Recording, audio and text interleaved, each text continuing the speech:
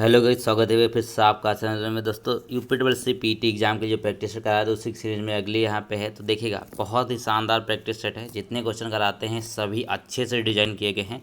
तो एक बार कुछ क्वेश्चन देख लीजिएगा, उसी के बाद आप वीडियो कंटिन्यू करें या वीडियो को लाइक करें अगर पसंद आए तो। ठीक है, तो चलिए पहला क्वेश्चन देखें।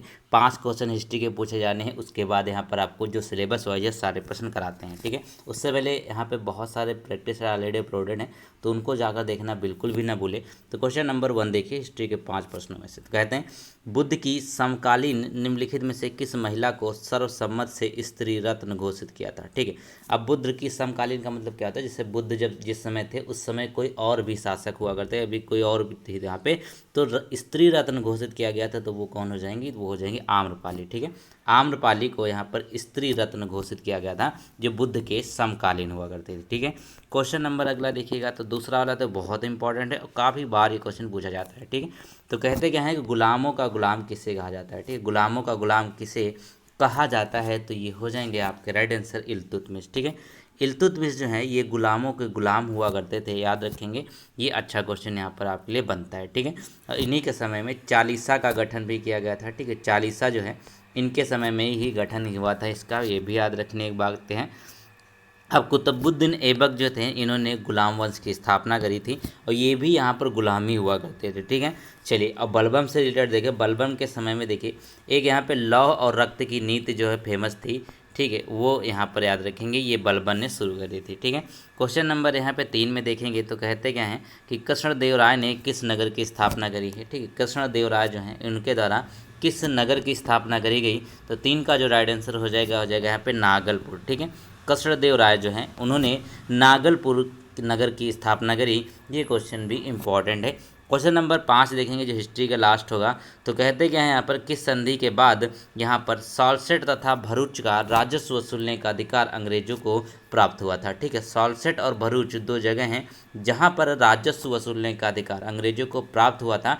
तो वो संधि जो होती वो कौन सी थी, ये आपको बताना है। तो 4 का राइट आंसर होगा क्या, वो हो जाएगा यहाँ पे पुरंदर की संधि। ठीक है, जो पुरंदर है उसकी संधि हुई थी, सॉल्सेट और भरूच का राजस्व वसूलने का अधिकार तभी इनको प्राप्त हुआ था। ठीक है, ऑप्शन नंबर सी यहाँ पे एकदम करेक्ट हो जाएगा। चलिए अगला क्वेश्चन देखेंगे। अगले में कहते क्या है यहाँ पर कि जय सिंह द्वितीय को सवाई की उपाधि किसने दी थी। ठीक है, अब जय सिंह जो थे राजा द्वितीय, जय सिंह द्वितीय जो थे उनको सवाई की उपाधि किसने दी है। पहले कहते हैं ना कि सवाई राजा मान सिंह या सवाई जय सिंह द्वितीय, तो इसकी उपाधि जो है वो किसने दी थी, तो ये हो जाएंगे यहाँ पर आपके राइट आंसर औरंगजेब। ठीक है, औरंगजेब के द्वारा जय सिंह द्वितीय को सवाई की उपाधि दी जाती है। ठीक है, ये आपका आंसर नंबर 1 करेक्ट हो जाएगा। औरंगजेब से रिलेटेड एक बात है कि इनका मयूर सिंहासन हुआ करता था। कौन सा, मयूर सिंहासन हुआ करता था। ठीक है, चलिए क्वेश्चन नंबर अगला देखेंगे। अगले में है क्या, अब देखिए 5 क्वेश्चन आपके आने हैं किस चीज़ से, जो आपके राष्ट्रीय आंदोलन हुआ भारत में। ठीक है, चलिए कहते क्या है यहाँ पर, निम्नलिखित में से किस गवर्नर जनरल ने सिंध का ब्रिटिश भारत में विलय किया था। ठीक है, ब्रिटिश भारत में विलय किया था, तो गवर्नर जनरल ने सिंध का ब्रिटिश भारत में विलय किया, वो व्यक्ति कौन थे, वो थे हो जाएंगे लॉर्ड एलन वरो। ठीक है, लॉर्ड एलन वरो के द्वारा गवर्नर जनरल ने सिंध का ब्रिटिश भारत में विलय किया था। ये आपका करेक्ट आंसर हो गया। अगला क्वेश्चन यहाँ पे देखेंगे। अगले में आपको मैच करना है। ठीक है, ये मैच करना है आपको, ये आपको बताना है। चलिए देखिए, ये जितने भी युद्ध आपको दिख रहे हैं ना, 3 कर्नाटक के युद्ध और मैसूर युद्ध, ये बहुत इंपॉर्टेंट, बड़े बड़े एग्जाम्स में भी पूछे जाते हैं मैचिंग में स्पेशली। तो चलिए यहाँ पर देख लेते हैं। अगर पहले यहाँ पर बात कर लेते हैं, प्रथम कर्नाटक युद्ध जब हुआ था वो यहाँ पर उस समय उसका अंत जो है था किस तरीके से हुआ था। जब कर्नाटक युद्ध पहला हुआ तो उसका युद्ध का जो समापन हुआ था एक्सला सापेल की संधि से। ठीक है, यहाँ पे एक्सला सापेल की संधि बहुत बार पूछा जाता है ये। अब तृतीय कर्नाटक युद्ध की बात कर लेते हैं तो उस समय हुई थी पेरिस की संधि। द्वितीय कर्नाटक युद्ध की अगर बात कर लेते हैं तो उस समय हुई थी यहाँ पे मद्रास की संधि। अब बचता क्या है, प्रथम मैसूर युद्ध, इसमें मद्रास की संधि से अंत हुआ था। ठीक है, याद रखेंगे, द्वितीय कर्नाटक युद्ध भी मद्रास और पांडिचेरी की संधि हुई थी और प्रथम मैसूर युद्ध मद्रास की संधि से हुई थी। तो ये देखिएगा, आपके चारों इंपॉर्टेंट, चारों हमने मैच कर दिए हैं, आपको इसी तरीके से याद कर लेना है। अगला क्वेश्चन देखिए। अगले क्वेश्चन में देखेंगे तो कहते हैं यहाँ पर कि मोतीलाल नेहरू और सी आर दास द्वारा 1923 में गठित पार्टी का क्या नाम था। ठीक है, मोतीलाल नेहरू और सी आर दास के द्वारा एक पार्टी गठित करी गई 1923 में, इस पार्टी का आपको नाम बताना है। तो याद रखेंगे ये हो जाएगी स्वराज पार्टी की। स्वराज पार्टी का गठन यहाँ पर पूछा जाता है, तो मोतीलाल नेहरू और सी आर दास 1923 में इसका गठन किया गया। ठीक है, चलिए अगला क्वेश्चन देखेंगे तो कहते हैं कि यहाँ पर कि जो कम्युनल अवार्ड है ना, कम्युनल अवार्ड जो है ये किस समझौते से रद्द हुआ था। ठीक है, किस समझौते से रद्द हुआ था ये आपको बताना है। तो 9 का राइट आंसर हो जाएगा यहाँ पर आपका पूना पैक्ट। ठीक है, पूना पैक्ट से जो सांप्रदायिक अवार्ड था यहाँ पर बेसिकली जो कम्युनल अवार्ड था वो रद्द हुआ था पूना पैक्ट के द्वारा। याद रखेंगे, अच्छा क्वेश्चन ये बनता है। उससे पहले एक चीज़ बता दूँ कि अगर आपको PDF चाहिए पूरा PT कोर्स के लिए, ठीक है, तो वो आप ले सकते हैं। ठीक है, PDF मिल जाएगी आपको। सिर्फ आपको करना क्या है, जो मैं नंबर दे रहा हूँ ना, इस पर आपको क्या करना है, चलिए ये आपका नंबर स्क्रीन पर दिख गया होगा। ठीक है, चलिए इस पर आपको मैसेज कर देना है और आप मात्र 40 रुपये में पूरी PDF को ले सकते हैं। पूरा कोर्स है, इसमें टॉपिक वाइज भी आपको दिया हुआ है, जितने भी हिस्ट्री ज्योग्राफी साइंस जितना भी है सब कुछ आपको इसमें मिल जाएगा। बहुत ही अच्छा रहेगा आपके एग्जाम्स के लिए। अगला क्वेश्चन देखिएगा 10 में, तो कहते क्या हैं कि भारतीय राष्ट्रीय कांग्रेस का प्रथम विभाजन जो वो कब हुआ था। ठीक, INC की बात कर रहे हैं। ठीक है, जो INC की स्थापना हुई सभी को पता 1885 में हुई थी। ठीक है, एवो हुम इसके सदस्य हुआ करते, ये इसके संस्थापक हुआ करते थे। भारतीय राष्ट्रीय कांग्रेस का जो प्रथम विभाजन होता है वो होता है कब, 10 का राइट आंसर हो जाएगा 1907 का जो सूरत विभाजन होता है, सूरत में यहाँ पे, तो याद रखेंगे ये होता है। अब इसको फिर से यहाँ पे विलय भी किया जाता है 1916 का जो लखनऊ समझौता होता है। चलिए ये हो गया आपका करेक्ट आंसर। अगला क्वेश्चन देखिएगा यहाँ पे 11 जो कहा गया, निम्नलिखित में से आपको हवाई अड्डा यहाँ पर आपको दिए हुए 5। ठीक, इनको आपकी जो अवस्थिति है इससे मैच करना है 11 का। चलिए इसको भी देख लेते हैं, इंपॉर्टेंट है तो चलिए देख लेते हैं। तो यहाँ पे देखिए, जब यहाँ पर मीनामबक्कम की बात कर लेंगे तो ये हवाई अड्डा यहाँ पर कहाँ पर है, वो है आपका चेन्नई में। ठीक है, कुछ प्रश्न आपकी कठिन आएंगे, पिछले PT में भी आएंगे, तो इस बार भी आएंगे, तो कठिन प्रश्नों की भी आपकी तैयारी करना जरूरी कि उसी में आपका परसेंटाइल अच्छा बनेगा। सांता क्रूज की बात कर लेते हैं, तो ये कहाँ पर हो जाएगा। ठीक है, तो B का राइट आंसर हो जाएगा आपका B जो है ये आपका मुंबई में है सांता क्रूज। इंदिरा गांधी अंतर्राष्ट्रीय हवाई अड्डा सभी को पता है, ये हो जाएगा आपका दिल्ली में। फिर यहाँ पे दमदम की अगर बात कर लेते हैं तो ये भी आप लोगों को पता ही होगा, दमदम जो है ये कोलकाता में है और राजधानी जो है ये आपका अमृतसर में स्थित है। ठीक है, तो आप इस तरीके से इसको मैच करेंगे और आपका जो राइट आंसर हो जाएगा वो ऑप्शन नंबर यहाँ पे C एकदम सही हो जाएगा। ठीक है, ये C वाला एकदम सही हो जाएगा। क्वेश्चन नंबर 12 देखिए गए तो गैस जो धान के खेत से उत्सर्जित होती है तथा भूमि के तापमान में वृद्धि करती है। अब धान के खेत से उत्सर्जित होने वाली एक गैस है वो आपको बताना है। तो 12 का राइट आंसर होगा दोस्तों यहाँ पे मीथेन। ठीक है, जो मीथेन गैस होती है ये बेसिकली धान के खेत से उत्सर्जित होती है। कई बार ये एग्जाम में प्रश्न पूछा गया है, इसीलिए इम्पॉर्टेंट भी है। अगला क्वेश्चन देखेंगे तो कहते क्या है, कर्क रेखा जो है वो कहाँ से नहीं गुजरती है। ये बोला गया है कर्क रेखा कहाँ से नहीं गुजरती है, तो देखेंगे इसमें होगा क्या। ठीक है, यहाँ पर आपको जो है राज्य नहीं दिए हुए हैं, आपको यहाँ पर देश दिए हुए हैं। ठीक है, तो इसमें से देखें तो 13 का जो राइट आंसर होगा देखिए यहाँ पे हो जाएगा ईरान। ठीक, ईरान से नहीं गुजरती, बाकी मिस्र से जाती है, मैक्सिको से जाती है, भारत से जाती है। भारत से कितने राज्यों से जाती है ये कमेंट में हमको जरूर बताइएगा। चलिए क्वेश्चन नंबर यहाँ पे 14 में देखेंगे तो कहते क्या है यहाँ पर कौन सा इसमें सुमेलित नहीं है। 14 में देखिए तो कहते हैं कौन सा इसमें सुमेलित नहीं है। तो देखिएगा, एक तो यहाँ पे पहले बात करते हैं विश्व का सबसे ऊंचा जलप्रपात जो है वो टुगेला जलप्रपात नहीं है, तो यही आपका सुमेलित नहीं है। ऑप्शन नंबर ये करेक्ट हो जाएगा। अब जो सुमेलित है उसको भी देख लेंगे, वो भी तो इंपॉर्टेंट है। तो विश्व की सबसे बड़ी ताजे पानी की झील कौन सी है, सुपीरियर है। ठीक है, फिर यहाँ विश्व की सबसे ऊंची नौकागम्य झील कौन, टिटिटाका है, ये भी सही है। फिर कहते हैं दूसरी सबसे गहरी झील टंगानिका, दूसरी सबसे गहरी झील है। और पहली कौन सी हो जाएगी, वो हो जाएगी बैकाल झील। ठीक है, चलिए अगला देखेंगे यहाँ पे कहते क्या है 15 में कि किस देश का समुद्र तट जो है सबसे लंबा है। ठीक है, समुद्र तट की बात कर लेते हैं, कौन सा देश पूरे विश्व में सबसे लंबा समुद्र तट रखता है, तो ये हो जाएगा आपका ऑप्शन नंबर यहाँ पे B करेक्ट हो जाएगा। यानी कि 15 का जो होगा B, कनाडा जो है ये सबसे ज़्यादा इसके पास जो है कोस्ट लाइन एरिया है। ठीक है, लॉन्गेस्ट कोस्ट लाइन वाला देश है कनाडा। क्वेश्चन नंबर अब देखिए 5 प्रश्न आने आपके किस चीज़ के, इकोनॉमिक्स के। ठीक है भैया, तो चलिए देख लेंगे। तो इसमें कहते हैं ना कि M3 में नहीं आता है। ठीक है, एक M3 का फार्मूला दिया गया, तो M3 में जो नहीं आता है वो देख लेंगे। तो 16 में होगा क्या, बेसिकली यहाँ पे देखिए बैंकों के बचत खाते में जमा, ये M3 का एक पार्ट है। फिर होगा है बैंकों में सावधि जमा, ये भी M3 के पार्ट हैं। और यहाँ पे बैंकों में चालू खाते में जमा, ये M3 है। ठीक है, M3 में जो आता है वो क्या आता है, डाकखानों के बचत में खाते में जमा, ये इसके अंदर नहीं आता है। ठीक, डाकखानों के बचत खाते में जमा, जो डाकखाने के बचत खाते होते हैं उसमें अगर आपका जमा है तो M3 के अंतर्गत नहीं आएगा। ठीक है, बाकी बैंक में है, बैंक के सावधि जमा है, बैंक के चालू खाते में, सब इसी के अंतर्गत आता है। क्वेश्चन नंबर देखिए 17, कहते हैं कि आप निम्नलिखित में से किस बैंक का मुख्यालय कोलकाता में स्थित है। ठीक है, देखिए यहाँ पे क्या होगा, चलिए कोलकाता में स्थित है किस बैंक का मुख्यालय, ये आपको बताना है। तो 17 का जो राइट आंसर हो जाएगा दोस्तों वो हो जाएगा आपका ऑप्शन नंबर सी, यानी कि जो यूसीए बैंक है, यूसीओ बैंक जो है उसका हेडक्वार्टर कोलकाता में स्थित है। ठीक है, बाकी सबका यहाँ पे मुंबई में स्थित है। चलिए अब इसमें फिर से मिलान करने की ओर चल लेते हैं। तो चलो भैया देख लेते हैं। तो प्रथम पंचवर्षीय योजना का जो यहाँ पे काल था वो कितना था, तो प्रथम पंचवर्षीय योजना जो शुरू हुई थी वो था यहाँ पे 1951 से 1956 के बीच में।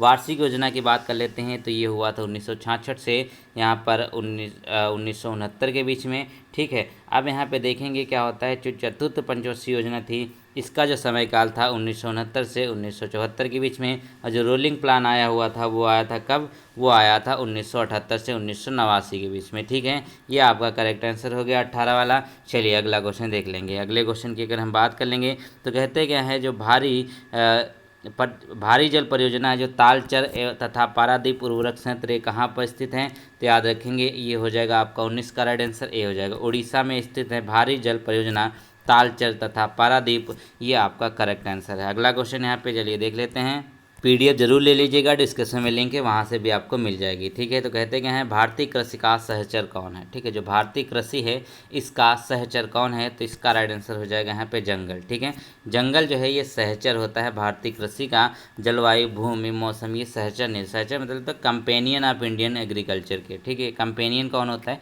वो जंगल होते हैं। 20 का राइट आंसर सी होगा। अगला क्वेश्चन यहाँ पे देखिए, संविधान के 5 प्रश्नों की ओर चलते हैं। तो इसमें कहा गया 21 में कि मौलिक अधिकारों के अंतर्गत कौन सा अनुच्छेद बच्चों के शोषण से संबंधित है। ठीक है, मौलिक अधिकारों के अंतर्गत बच्चों का शोषण जो होता है वो किस अनुच्छेद में आपको देखने को मिलता है, तो ये हो जाएगा आपका ऑप्शन नंबर डी, यानी कि अनुच्छेद 24 जो है इसमें बच्चों के यहाँ पे संरक्षण की बात करी जाती है, यानी कि जिसका शोषण से संबंधित होता है वो संबंधित है ऑप्शन नंबर डी में, यानी कि ऑप्शन नंबर डी 24 होगा आर्टिकल। अगला क्वेश्चन जो कहता है कि मूल संविधान द्वारा मौलिक अधिकारों का 7 श्रेणियों में विभक्त किया गया है, परंतु अब इनमें केवल हैं। ठीक है, मौलिक अधिकार जो है ना उनको 7 कैटेगरीज में बांटा गया था, लेकिन अब ये कितने कैटेगरीज में रह गए हैं, तो याद रखेंगे 22 का राइट आंसर हो जाएगा आपका ऑप्शन नंबर डी, ये 6 हो जाएंगे। क्यों, क्योंकि देखिए एक जो था आपका संपत्ति का अधिकार, उसको जो आपका 44वां संविधान संशोधन था 1978 के तहत उसको बाहर कर दिया गया था। अब वो एक कानूनी अधिकार है अनुच्छेद 301 के तहत। ठीक है, अनुच्छेद 301 के तहत।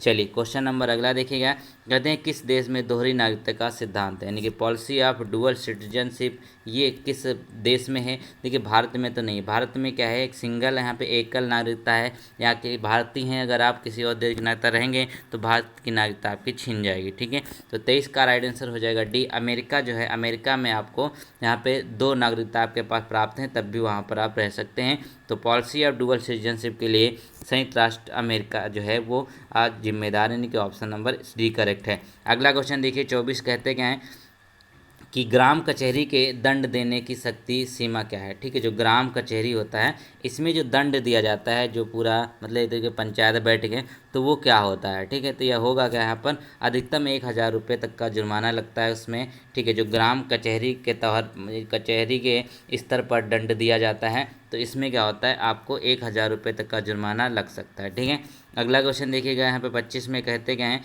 कि निम्नलिखित में से किसको नए राज्य बनाने या वर्तमान राज्यों की सीमाएं बदलने का अधिकार प्राप्त है। ठीक है, अब नए राज्य बना सकता है और उसकी सीमा में परिवर्तन कर सकता है, तो यह कौन कर सकता है, तो याद रखेंगे 25 का राइट आंसर हो जाएगा बी, संसद के पास ही यहाँ पर इसका जो है सॉल्यूशन होता है। बेसिकली यहाँ पर होता क्या है, इसके लिए कुछ यहाँ पे बिल पास करने पड़ते हैं। अगर आप किसी नए राज्य की स्थापना कर रहे हैं या फिर किसी राज्य के सीमाओं में परिवर्तन करें तो वो संसद में ही होता है। ठीक है, अगला क्वेश्चन देखिए, साइंस के 5 क्वेश्चन की तरफ चलते हैं। ठीक है, चलिए अगला क्वेश्चन यहाँ पे कहता है क्या है, वेसोप्रेसिन। ठीक है, वेसोप्रेसिन हार्मोन जो है उसका मुख्य कार्य क्या है। ठीक है, वेसोप्रेसिन हार्मोन का मुख्य कार्य क्या होगा, तो ये हो जाएगा यहाँ पर आपका, एक तो देखिए रक्त दाब बढ़ाता है, धमनियों को सिकोड़ता है, वक्र नलियों में जल का पूरा अवशोषण करता है। उपरोक्त सभी यहाँ पे करेक्ट हो जाएंगे। तो ये वेसोप्रेसिन जो है इसका मेन वर्क होता है, मेन कार्य। 27 की बात करें तो फिजिक्स का बहुत बेहतरीन क्वेश्चन है। तो कहते हैं पृथ्वी के सतह पर सभी स्थानों में जी यानी कि जो आपका ग्रेविटी है इसका मान अचर नहीं रहता है, क्यों। ठीक है, यानी कि इसका मान जो है वो स्टेबल नहीं रहता, कांस्टेंट नहीं रहता हर जगह, वो ऐसा क्यों होता है ये आपको बताना है। तो बेसिकली यहाँ पर होगा क्या, ये हो जाएगा आपका पहला ही वाला करेक्ट, नहीं कि पृथ्वी ध्रुवों पर चपटी और विषुवत रेखा पर फूली हुई है।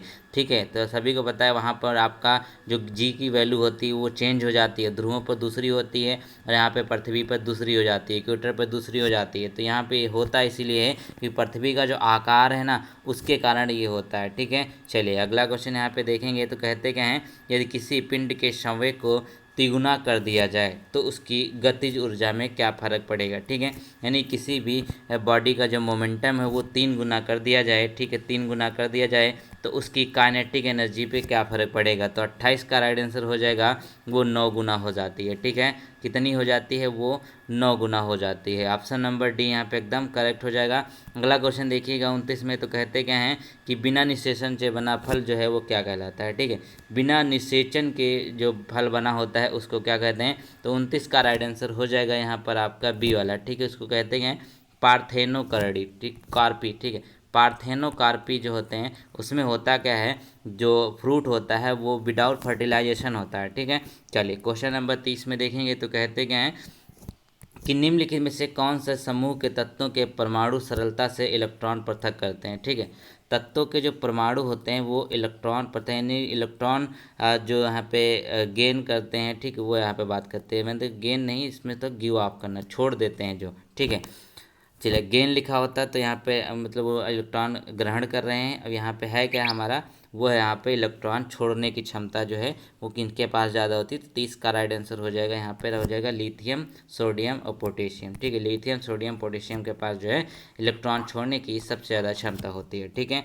चलिए 30 क्वेश्चन हो गए। अब यहाँ पे मैथ के करने से पहले हम करेंगे क्या, आपका करंट अफेयर और जनरल अवेयरनेस एक साथ यहाँ पे हम खत्म कर लेते हैं, जितना भी जीके जी उसका पोर्शन, उसके बाद मैथ और पैसेज ये सब देखते हैं। ठीक है, तो चलो भैया वीडियो को लाइक जरूर कर दीजिए। ठीक है, तो 51 में कहते हैं कि ये करंट अफेयर के प्रश्न आ गए हैं आपके, 10 करंट अफेयर आने हैं, बहुत इंपॉर्टेंट होते हैं। तो प्रतिवर्ष विश्व में महिला सम्मान दिवस कब मनाया जाता है। ठीक है, महिला सम्मान दिवस जो है मनाया जाता है वो मनाया जाता है 26 अगस्त को। ठीक है, 26 अगस्त को हम महिला सम्मान दिवस के रूप में सेलिब्रेट करते हैं, तो बी आपका करेक्ट हो जाएगा। अगला क्वेश्चन होगा कि यहाँ पर 25 अगस्त 2022 को भारत और किस देश ने कुशियारा नदी के अंतरिम जल बंटवारे पर समझौता ज्ञापन को अंतरिम रूप दिया है। ठीक है, 25 अगस्त की बात है। तो यहाँ पे हो गया कि जो कुशियारा नदी है बेसिकली इस पर जल बंटवारे पर समझौता हुआ है, और यहाँ पे किसके इसके बीच में हुआ है, तो ये हो जाएगा आपका ऑप्शन नंबर बांग्लादेश और भारत। ठीक है, सी हो जाएगा यहाँ पे, बांग्लादेश और भारत के बीच में कुशियारा नदी के जल बंटवारे पर समझौता ज्ञापन का अंतरिम रूप दिया गया। ठीक है, चलिए तो मित्र यहाँ पे देखिए 53 में कहते गए हैं 25 अगस्त 2022 को किसे रक्षा अनुसंधान विकास यानी कि डीआरडीओ का अध्यक्ष नियुक्त किया गया। अब डीआरडीओ का जो अध्यक्ष हैं वो कौन नियुक्त करे गए हैं, 25 अगस्त 2022 की यहाँ पे हम बात करें तो होगा क्या 53 का राइट आंसर, वो बताइएगा। ठीक है, तो हो जाएगा यहाँ पर आपका ये, यानी कि समीर वी कामत जो है ये डीआरडीओ के अध्यक्ष नियुक्त किए गए हैं। ठीक है, चलिए अगला क्वेश्चन देखेंगे तो कहते हैं यहाँ पर अगस्त 2022 में आयोजित 14वीं अंडर 18 पुरुष एशियाई वॉलीबॉल चैंपियनशिप 2022 का खिताब किसने जीता है। ठीक है, अगस्त 2022 की बात है। तो इसमें 14वीं अंडर 18 पुरुष एशियाई वॉलीबॉल चैंपियनशिप की बात कर लेते हैं, तो ये होगा क्या, ये होगा आपका ईरान, तेहरान। ठीक है, ईरान में जो तेहरान जगह है ना वहाँ पर ये पुरुष एशियाई वॉलीबॉल चैंपियनशिप का आयोजन हुआ और यहाँ पर ईरान ने इसको जीता है। ठीक है, चलिए अगला क्वेश्चन देखिएगा तो कहते क्या हैं, 5 सितंबर 2022 को राष्ट्रपति श्रीमती द्रौपदी मुर्मू कितने शिक्षकों को वर्ष 2022 के लिए राष्ट्रीय शिक्षक पुरस्कार प्रदान करेंगी। ये तो हो चुका है 5 सितंबर को। तो कितने शिक्षकों को यहाँ पे प्रदान किया है, ये पहले अनाउंस हुआ था, तो इम्पॉर्टेंट है क्योंकि आपका करंट आने की संभावना बहुत ज़्यादा है। तो होगा क्या यहाँ पर, वो हो जाएगा यहाँ पर आपका 46। ठीक है, टोटल 46 जो टीचर हैं, ठीक है, उनको सम्मानित किया गया। चलिए अगला क्वेश्चन देखेंगे। तो कहते हैं 25 अगस्त 2022 की बात है। तो कहते हैं कैबिनेट की नियुक्ति समिति ने किसे अंतर्राष्ट्रीय मुद्रा कोष कार्यकारी निदेशक की नियुक्ति की मंजूरी दी है। 56 में। तो होगा कि आपका करेक्ट आंसर भी हो जाएगा कृष्णमूर्ति सुब्रमण्यम, ये आपके बिल्कुल सही आंसर हो जाएंगे। चलिए अगला क्वेश्चन देखेंगे। तो कहते हैं यहाँ पर कि अगस्त 2022 में कौन दुनिया भर में अकेले उड़ान भरने वाले सबसे कम उम्र के व्यक्ति बने हैं। ठीक है, अकेले, सिर्फ अकेले इन्होंने पूरी दुनिया का चक्कर लगाया, उड़ान भराते पहले अकेले व्यक्ति कौन हो जाएंगे, ये हो जाएंगे आपके 57 का राइट आंसर ए हो जाएंगे। कौन है, मैक रदरफोर्ड। ठीक है, मैक रदरफोर्ड के द्वारा इस कारनामे को किया गया। इन्होंने अकेले पूरे विश्व भर में उड़ान भर ली है। ठीक है, क्वेश्चन नंबर अगला देखिएगा। अगले में कहते क्या हैं कि 26 अगस्त 2022 को शिमला अंतर्राष्ट्रीय फिल्म महोत्सव का चौथा संस्करण हुआ है। ठीक है, 26 अगस्त की बात है। तो इसमें शिमला अंतर्राष्ट्रीय 5वां फिल्म महोत्सव कौन सा संस्करण हुआ। तो 58 का राइट आंसर हो जाएगा सी, यानी कि 8वां संस्करण जो है वो शिमला फिल्म महोत्सव यहाँ पे आयोजित हुआ शिमला में। ठीक है, अगला क्वेश्चन देखिएगा। तो कहते हैं यहाँ पर कि जो अनंग ताल झील है ना, जिसे हाल ही में राष्ट्रीय महत्व का स्मारक घोषित किया गया, किस राज्य केंद्र शासित प्रदेश में स्थित है। ठीक है, अनंगताल झील की बात करें तो हो गया यहाँ पे हो जाएगा आपका नई दिल्ली। ठीक है, अनंगताल झील जो है कहाँ पे, नई दिल्ली में स्थित है और इसको क्या कहेगा, राष्ट्रीय महत्व स्मारक घोषित किया गया है। तो ये आपका करेक्ट आंसर हो जाएगा। अगला क्वेश्चन देखिएगा 60 की बात। तो गाइस क्वेश्चन नंबर 60 में देखिएगा। तो कहते क्या है, किस नेता को लिबर्टी मेडल 2022 से सम्मानित किया गया। ठीक है, एक मेडल है जिसका नाम है लिबर्टी मेडल 2022, इसमें सम्मानित किया गया है व्लादिमीर जेलेंस्की को। ये कौन है, ये हैं यूक्रेन से संबंधित। ठीक है, याद रखेंगे यूक्रेन रशिया में युद्ध हुआ था, तो उसके लिए यहाँ पर लिबर्टी मेडल 2022 इनको यहाँ पर सम्मानित किया गया। ठीक है, चलिए अब जनरल अवेयरनेस के आपके 10 क्वेश्चन आने वो भी देख लेते हैं। तो इसमें कहते क्या है 61 में कि एसेज निम्नलिखित में से किस खेल में किसके साथ जुड़ा शब्द है। ठीक, एसेज की बात कर रहे हैं तो ये होता है आपका क्रिकेट से संबंधित। एसेज सीरीज होती है जिसमें आप देखेंगे ऑस्ट्रेलिया बनाम इंग्लैंड की यहाँ पर ये सीरीज होती है, ऑस्ट्रेलिया इंग्लैंड की। ठीक है, तो ये आपका करेक्ट आंसर हो जाएगा। चलिए अगला क्वेश्चन देखेंगे यहाँ पर। तो कहते हैं ये निम्नलिखित में से चिकनकारी का काम के लिए कौन सा जगह प्रसिद्ध है। ठीक, चिकनकारी के काम के लिए, ये चिकन खाने वाला नहीं बल्कि कपड़ों के ऊपर जो काम होता है बारीक वाला, उसको यहाँ पे बात कर रहे हैं। तो चिकन का काम जो होता है उसके लिए फेमस है लखनऊ। ठीक है, उत्तर प्रदेश की राजधानी लखनऊ में ये बहुत फेमस है, चिकनकारी के लिए प्रसिद्ध है लखनऊ। ठीक है, चलिए क्वेश्चन नंबर अगला देखेंगे। तो कहते हैं कि आप प्रवासी भारतीय दिवस से क्या समझते हैं। ठीक है, प्रवासी भारतीय दिवस की अगर हम बात कर लेंगे तो इसमें बोलता है कि आप इसमें समझते क्या हैं। ठीक है, तो ये क्या होगा, आप देखें इससे रिलेटेड जो पॉइंट आपको दिए हैं उनको यहाँ पर हम डिस्कस करने वाले हैं। ठीक है, तो चलिए अब देखिए जो प्रवासी भारतीय दिवस है PBW से आप क्या समझते हैं। तो इससे समझते ये हैं कि जब दक्षिण अफ्रीका से महात्मा गांधी 9 जनवरी 1915 को बम्बई वापस आने के उपलक्ष्य में जब आए थे, तो उनके उपलक्ष्य में ये मनाया जाता है प्रवासी दिवस। ठीक है, 9 जनवरी को सेलिब्रेट करता है, ये डेट जरूर याद रखिएगा 9 जनवरी। ठीक है, गांधी जी जब वापस आए थे दक्षिण अफ्रीका से, उसी के उपलक्ष्य में इसको मनाया जाता है। तो ये आपका करेक्ट आंसर हो जाएगा। और 2003 से इसको शुरू किया गया था। गांधी जी वापस कब आए थे, 1915 में ये वापस आए थे। क्वेश्चन नंबर अगला देखिएगा। तो अगले में यहाँ पे देखिएगा तो कहते हैं जो अर्थशास्त्र है, ठीक है, बेसिकली जो इकोनॉमिक्स का नोबेल प्राइज़ है ना, वो किस वर्ष शुरू किया गया। ठीक है, इकोनॉमिक्स में जो नोबेल प्राइज़ दिया जाता है वो किस वर्ष शुरू किया गया।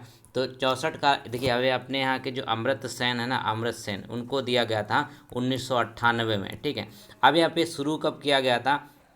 तो 64 का जो राइट आंसर होगा दोस्तों वो हो जाएगा डी। 1969 में इसको शुरू किया गया था, याद रखेंगे। चलिए ये आपका करेक्ट आंसर हो गया। अगला क्वेश्चन देखेंगे। तो कहते हैं बंदी जीवन पुस्तक के लेखक कौन है। एक पुस्तक का नाम है बंदी जीवन। ठीक है, इस पुस्तक के जो लेखक हैं वो कौन हो जाएंगे। तो बंदी जीवन पुस्तक के लेखक का नाम हो जाएगा आपका 65 का जो राइट आंसर है वो हो जाएगा सचिंद्र सान्याल। ठीक है, कौन हो जाएंगे, सचिंद्र सान्याल जो है ये बंदी जीवन के लेखक हैं। ये कई बार एग्जाम में पूछा जा चुका है। तो वीडियो को लाइक ज़रूर करें दोस्तों। अगला क्वेश्चन यहाँ पे देख लेते हैं। तो यहाँ पे देखेंगे तो कहते हैं कि किस पूर्व भारतीय प्रधानमंत्री के जन्मदिन 25 दिसंबर जिनका जन्मदिन होता है तो उसमें यहाँ पे मनाया जाता है। ठीक है, 25 दिसंबर को मनाया जाता है।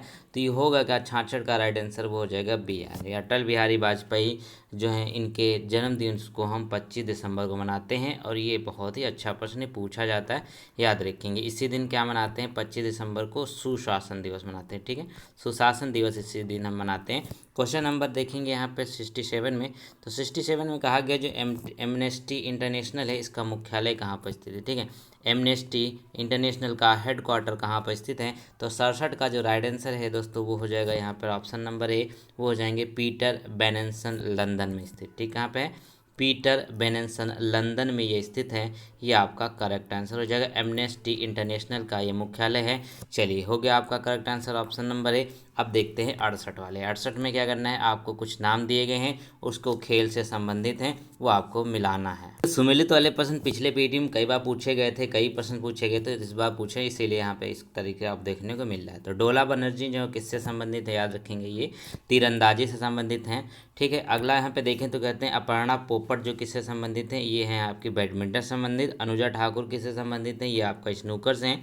और परिमार्जन नेगी जो है ये आपका शतरंज से संबंधित है। तो ऑप्शन नंबर यहाँ पे जो होगा इस तरीके से ये मैच हो जाएंगे। अब इसके ऑप्शन देख लेते हैं, ऑप्शन हो जाएगा बी यहाँ पे एकदम सही। ठीक, इसी तरीके से मैच किया गया, बिल्कुल सही बात है। क्वेश्चन नंबर 69 में देखेंगे तो कहते हैं कि यहाँ भारत का पहला और विश्व का चौथा तथा एशिया का दूसरा नाइट सफारी अभ्यारण्य कहाँ पर विकसित किया जा रहा है। ठीक है, भारत का पहला है ये नाइट सफारी, ठीक है, विश्व का चौथा है, एशिया का दूसरा है।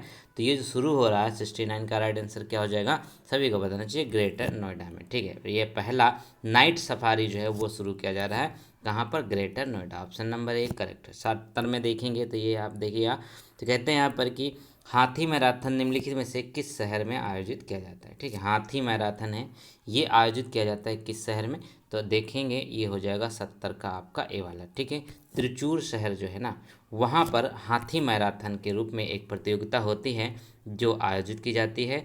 त्रिचूर इसका राइट आंसर हो जाएगा। ये आपका ऑप्शन नंबर ए एकदम करेक्ट हो गया। अब चलते हैं अगले प्रश्न, क्योंकि जीके जीएस का जितना पोर्शन था वो हमने कंप्लीट कर लिया है। अब देखेंगे यहाँ पर आपके जो पैसेज हैं, हिंदी है, इंग्लिश है। ठीक है, चलिए देखें। तो चलिए हम यहाँ पे देख लेते हैं मैथ के क्वेश्चन को। देखिए 31 में कहता है कि नए बजट में पेट्रोल की कीमत में 10% की वृद्धि की गई। ठीक है, एक मोटर वाहन की यात्री पेट्रोल की खपत कितने % कम कर सकता है ताकि पेट्रोल पर उसके कुल व्यय में कोई वृद्धि ना हो। ऐसे प्रश्न बहुत आसान होता है जिसमें सिर्फ 1% दिया होता है, बाकी कुछ नहीं पूछता, सिर्फ घटना बढ़ना पूछता है। तो इसमें कहता है कम कर सकता है। ठीक है, 10% यहाँ पे है कि इसको हम चेंज करेंगे, 10% का मतलब नीचे 100 हो जाएगा। तो हमारा 1 0 से 0 तो कितना आ जाएगा, 1/10 आ जाएगा। ठीक है, 1/, हमारा 10 आ गया। अब कहता है कम कर सकता है, कितने % कम कर सकता है। तो जो नीचे वाली वैल्यू होती है इसमें से एक हमको सिर्फ घटा देते हैं। ठीक है, क्या करते हैं, सिर्फ एक इसमें हम घटा देते हैं। तो एक घटाएंगे तो क्या हो जाएगा, 1/9 हो जाता है। तो सिर्फ में ज़्यादा दिमाग नहीं लगाना, सिर्फ जो नीचे वाली संख्या आएगी ना उसमें चेंज करने के बाद 1/9 हो जाएगी। अब 1/9 होता है वो कितने % के बराबर होता है, देखिएगा 9 सही 1/100, यानी कि जो आपका राइट आंसर हो जाएगा ऑप्शन बी बिल्कुल सही हो जाएगा। तो परसेंटेज वाला इसमें खेल रहता है, तो याद रखेंगे सिर्फ आपको एक घटाना होता है, आपका आंसर आ जाएगा। चलिए अगला क्वेश्चन देखिएगा। अगला तो बहुत ही आसान है, इसमें आपको क्या करना है, ये आपको वैल्यू दे रखी है तो इसमें कैंची गुणा कर लीजिए सबसे पहले। तो क्या हो जाएगा, यहाँ पे देखिए 14.4 इंटू में यहाँ पे 0.144 हो जाएगा। ठीक है, अपॉन में क्या हो जाएगा 144 हो जाएगा, यहाँ पे बराबर x हो जाएगा। ठीक है, ये आपको सॉल्यूशन है, ये सॉल्व कर लीजिए, आपका राइट आंसर भी आ जाएगा। ठीक है, थोड़ा सा इसमें कैलकुलेशन हो सकती है लेकिन आपके लिए बहुत अच्छा ही होगा। चलिए अगला क्वेश्चन देखेंगे। यहाँ पर अगले की अगर हम बात कर लेंगे तो दोस्तों कहते हैं कि है आपका 7569 दिया हुआ। ठीक है, ये वर्गमूल पूछा है तो इसको आप भाग विधि से भी निकाल सकते हैं, जैसे ये वाली नहीं होती है, वरना आप इसको यहाँ पे कहते हैं जो ऑप्शन है ना, ऑप्शन सबसे आसान यही होगा, जो ऑप्शन है उनको गुणा करके देख लीजिए। ठीक है, मान लीजिए 77 × 77 करेंगे। ठीक है, तो यहाँ पे देखिएगा इसको अगर करेंगे तो ये नहीं आएगा, इसी तरीके से सारे ऑप्शन करके देख लेंगे तो आपका राइट आंसर आ जाएगा। यहाँ पे देखिए जो ऑप्शन नंबर सी करेक्ट हो जाएगा, यानी कि 87 है। ठीक है, 87 × 87 करेंगे ना तो हमारी वैल्यू आ जाएगी जितना उसमें दिख रहा था। ठीक है, अगला क्वेश्चन देखिएगा। अगले में कहते हैं कि निम्नलिखित में से कौन सा विकल्प जो आवृत्ति डेसिमल होता है। आवृत्ति मतलब क्या, रिकरिंग डेसिमल होता है। रिकरिंग का मतलब क्या होता है, जब हम किसी चीज़ को डिवाइड करते हैं तो जो हमारा भागफल आता है वो एक टाइम के बाद रिपीट होने लगता है, ठीक है, रिपीट होने लगता है वो आता है। तो ऑप्शन से इसमें चेक कर लीजिए सब डिवाइड करके। तो चलिए हम दे देते हैं सी वाला, मान लीजिए लेते हैं, तो क्या हो जाएगा, 24 से करा 90 का आपको डिवाइड करना है, 24 से 90 को डिवाइड कर देंगे, ठीक है। तो यहाँ पे देखिए 24 तियाँ हो जाएगा, ठीक है, 24 तियाँ 72 होता है, ठीक है। अब यहाँ पे आ गया आपका 18 आ जाएगा, ठीक है, यहाँ से 18 आ जाएगा।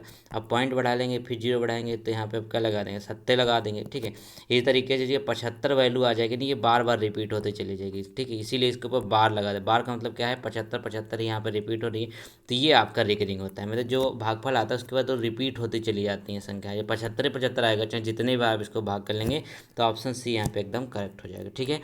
चलिए अगला क्वेश्चन देखिए, यहाँ 35 क्या कहता है कि 4 संख्याएं हैं ए बी सी डी इस प्रकार है, उनका कुल औसत यहाँ पे 39 दिया हुआ है, ठीक है। 4 संख्या हैं, औसत इनको दिया हुआ 39। तो मान लेते हैं 4 संख्या हैं, तो हम कुल निकाल लेंगे। कुल कैसे, 4 को हमें 39 पे गुणा कर लेते हैं, तो हो गया यहाँ पे 156 आ जाएगा, ठीक है, 156 आ जाएगा।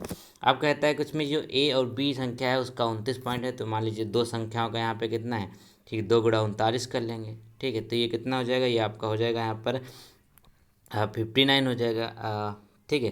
तो याद रखें ये 39 अठहत्तर हो जाएगा, ठीक है, आपका 78 हो जाएगा।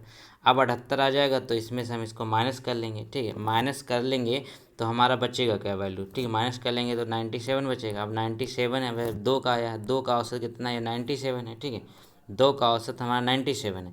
अब यहाँ पे एक का हमको बताना है, सी डी का हमको बताना है, ठीक है, औसत बताना है, तो 97 भाग 2 करेंगे, 2 का औसत पूछे तो कुल हमारा 97 था, 2 का औसत निकालें तो क्या हो जाएगा, ये हमारा हो जाएगा आपका राइट आंसर 48.5, ठीक है। चलिए अब देख लेते हैं यहाँ पे ग्रामर के, ठीक है, हिंदी ग्रामर के प्रश्नों को देखेंगे। 5 क्वेश्चन आने हिंदी ग्रामर के। तो इसमें कहते हैं कि इमली के पात पर बारात का डेरा, ठीक है, इमली के पात पर बारात का डेरा, इस लोकोक्ति का अर्थ क्या होगा। तो 36 का राइट आंसर हो जाएगा असंभव बात कहना, ठीक है। इमली के पत्ते पे बारात का डेरा है, तो इसका मतलब बहुत ही छोटी चीज़ है, उस पर तो असंभव बात ही करी जा सकती है। चलिए अगला क्वेश्चन देखेंगे। तो अगले में जो कहा गया कि जिसने ऋण लिया हो, वाक्यांश के लिए एक शब्द बताना है, तो ऋण लिया हो जिसने, उसको क्या कहते हैं। तो 37 का राइट आंसर हो जाएगा, पता है, कर्जदार कहते हैं ना, कहते हैं कि तुम भैया मैं 100 रुपये लिए थे तो तुम हमारे हाथ से कर्जदार हो गए, ठीक है। चलिए ये हो गया आपका करेक्ट आंसर। अगला क्वेश्चन देखेंगे, अलग में यहाँ पे अलंकार पूछ लिया गया। तो इसमें क्या हो जाएगा, आपको माला फेरत युग गया, फिरा न मन का फेर, कर का मन का डारते, मन का फेर, ठीक है। तो देखेंगे यहाँ पे 38 का राइट आंसर हो जाएगा, बेसिकली ये यमक हो जाएगा, ठीक है। ये जो आपका मन का है ना, ये मन का, ठीक है, यमक में क्या होता है कि जो दो शब्द एक ही तरीके के प्रयुक्त होते हैं लेकिन उनका अलग अलग अर्थ होता है दोनों जगह पर, ठीक है। तो यमक अलंकार हो जाएगा यहाँ पर, इसका यहाँ पे मतलब दूसरा है, इसका यहाँ पे मतलब दूसरा है, ठीक है। चलिए अगला क्वेश्चन देखेंगे। तो कहते हैं यहाँ पर कि जब दो या दो से अधिक पद मिलकर एक नवीन शब्द की रचना करते हैं तो उससे क्या कहते हैं, एक नया शब्द बनाते हैं दो या दो से अधिक पद मिलकर। तो 39 का राइट आंसर क्या हो जाएगा, वो समास होता है, ठीक है, समास होता है। जैसे हाथ हो गया, ठीक है, और यहाँ पे क्या हो जाएगा, लिखित हो गया, ठीक है। इसको अब तो इससे बनता क्या है, हस्तलिखित बनता है कि नहीं बनता। तो दो पद मिल के हम क्या बनाए, एक शब्द बनाते हैं। चलिए अगला क्वेश्चन देखिए। तो कहते हैं यहाँ पर परोपकार शब्द, ये हाथ क्या, हस्त कहते हैं, हस्त जो हाथ एक ही होता है, ये आता स्वतंत्र है, ठीक है। परोपकार शब्द का संधि विच्छेद का होगा, ठीक है। तो 40 का राइट आंसर क्या हो जाएगा, पर प्लस उपकार होता है, ये तो सभी को पता होना चाहिए, जो पर प्लस उपकार होता है ये परोपकार का संधि विच्छेद। तो ये होगा आपका करेक्ट आंसर। अगला क्वेश्चन यहाँ पे देख लेते हैं। अगले में कहते हैं यहाँ पर 41 से 42 में एक पैसेज है आपका इंग्लिश का छोटा सा। तो कहते हैं the art of story telling is not dead and will not be allowed to die. ये आप पढ़ लीजिए थोड़ा सा वीडियो पॉज करके। चलिए अब इसके आंसर देख लेते हैं, ठीक है, क्योंकि अगर आपको प्रैक्टिस सेट दे रहे हैं तो आपको पूरा देना चाहिए, ठीक है।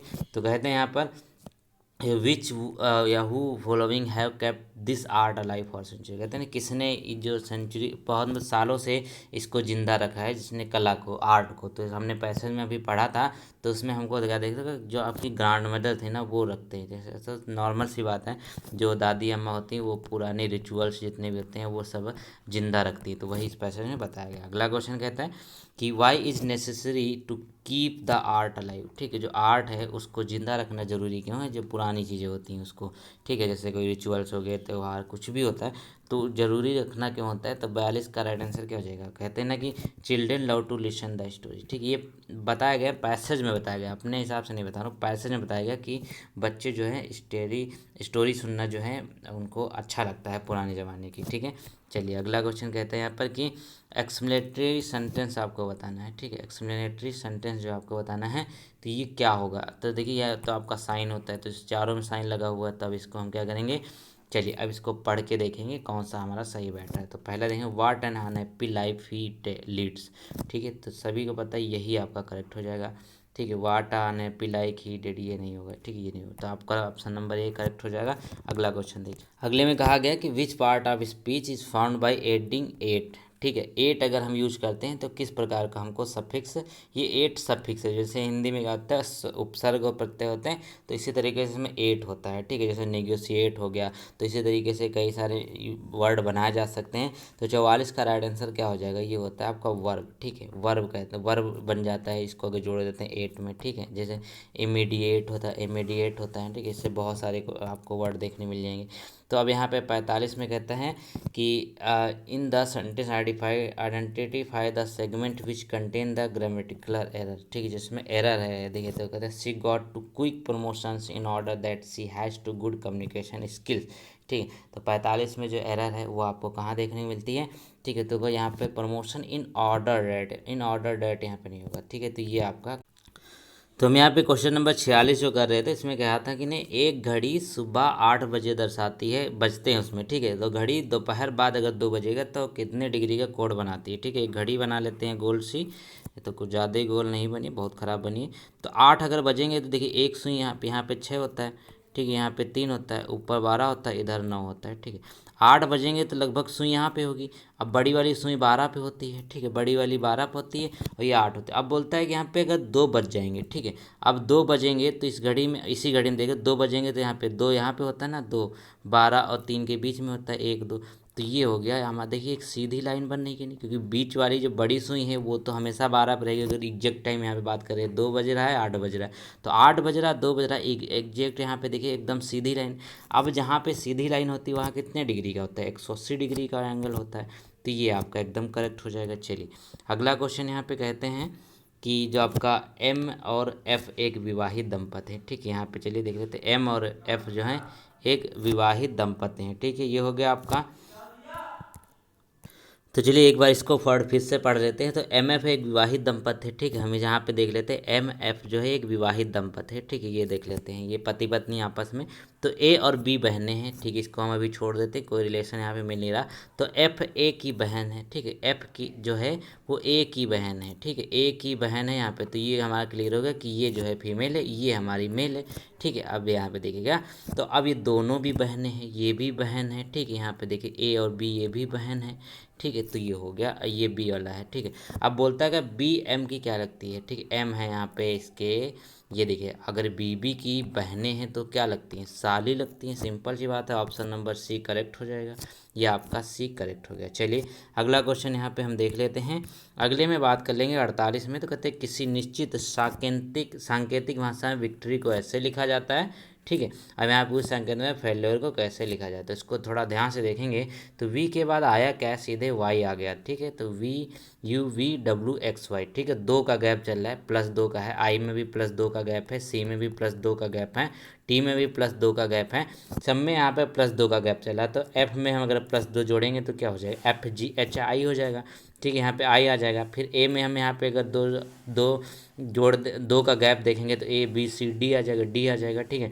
तो 2 का इसमें मतलब एक तरीके से 2 गैप है इसमें, ठीक है। बीच में 2 का गैप है, तो वही हमको देख लेना है। तो 48 का राइट आंसर क्या है, क्योंकि हमको पैटर्न अगर मिल जाता है तो आराम से हम क्वेश्चन सॉल्व कर सकते हैं, ठीक है। सी हो गया। तो 2 का गैप था सब में, तो ये हमारा हो गया। अगला क्वेश्चन देखिएगा, यहाँ पे कहते हैं यदि किसी परीक्षा में राम का स्थान ऊपर से 16वां है, ठीक है। एक परीक्षा मान लीजिए, ये यहाँ पे देखिए, ये यहाँ पे मान लेते हैं लाइन है, तो ऊपर से 16वां स्थान है, ठीक है। ऊपर से यहाँ पे हम 16वां देखें, मान लो ऊपर से गिना दी तो ये यहाँ पे हो गया 16वें स्थान पे, ठीक है। और नीचे से 15वां है, ठीक है। यहाँ पे अब नीचे से 15वां स्थान है, ऊपर से 16 है, नीचे से 15वां है।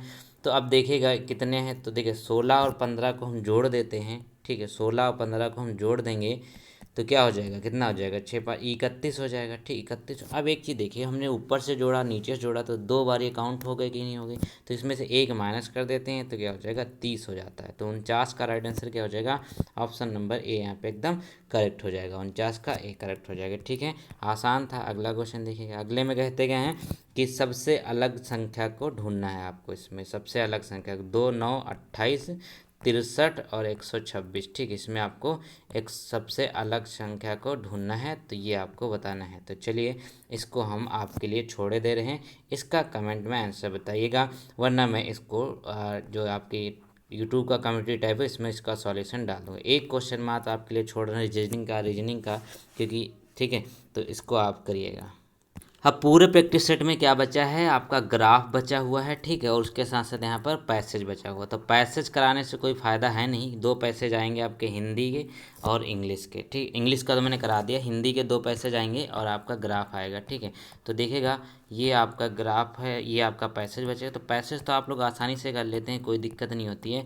तो उम्मीद करते हैं ये वीडियो आपको पसंद आई होगी। ग्राफ वाली तालिका वाली वीडियो अलग से पड़ी हुई, उनको जाकर देखना बिल्कुल ना भूलें। तो ये प्रैक्टिस सेट आपको कैसा लगा, प्रश्नों का लेवल कैसे लगा जरूर बताइएगा। और यहाँ पर आप हमको क्या कर सकते हैं, मैसेज कर सकते हैं, जिससे आपको PDF मिल जाएगी। तो PDF में सारा टॉपिक वाइज आपको चीज़ें देखने को मिल जाती हैं, ठीक है। मैसेज किस पे करना है, डिस्क्रिप्शन में आपको नंबर मिल जाएगा, वहाँ से आप हमको व्हाट्सएप पे मैसेज करना, कॉल मत कीजिएगा, ये रिक्वेस्ट है, ठीक है। बहुत प्रश्न हैं, लगभग 10,000 के आसपास प्रश्न हैं जो आपके लिए बहुत इंपॉर्टेंट। करंट अफेयर तो एकदम बिल्कुल टिप दिए हैं, यानी कि जितना इंपॉर्टेंट सब पूरा सब आपका फंसने वाला है। Thank you so much.